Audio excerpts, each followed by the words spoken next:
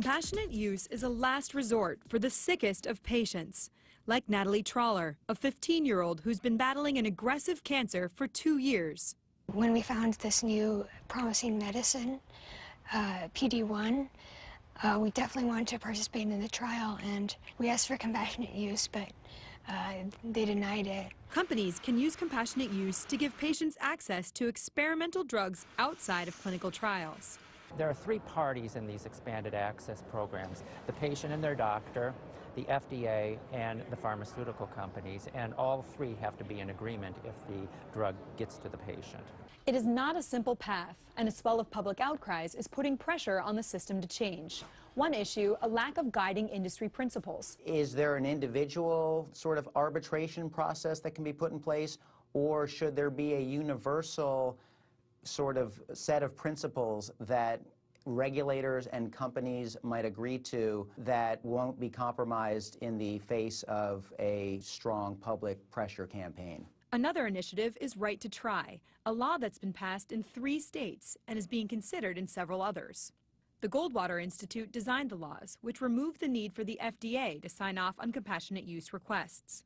As soon as a doctor tells the patient that there is a promising drug for you, the patient can then go out right away to the company and seek that approval. And that's going to cut down on the time that patients have to wait enormously. The FDA counters that the laws are focused on the wrong place. Of 977 applications for compassionate use that made it to the FDA last year, all but 3 were granted.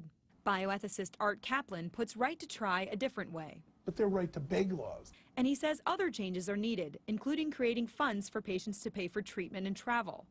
And in addition to a push for getting medicines to market faster, Kaplan says regulators could make other changes to facilitate compassionate use.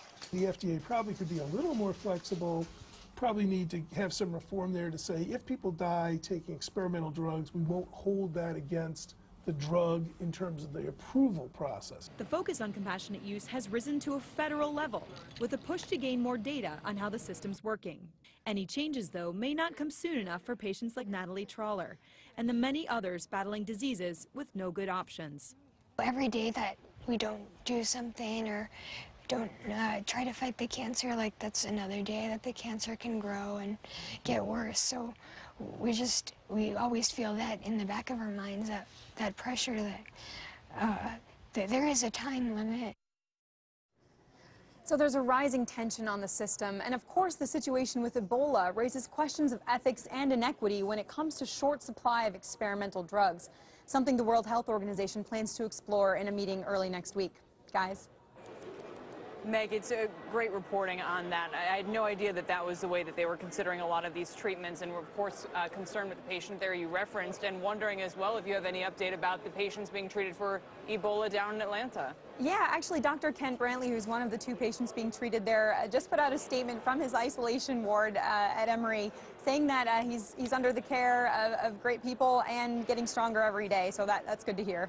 Boy, keeping our fingers crossed there, and our best to Natalie as well. Great reporting there, Meg. Thanks very much.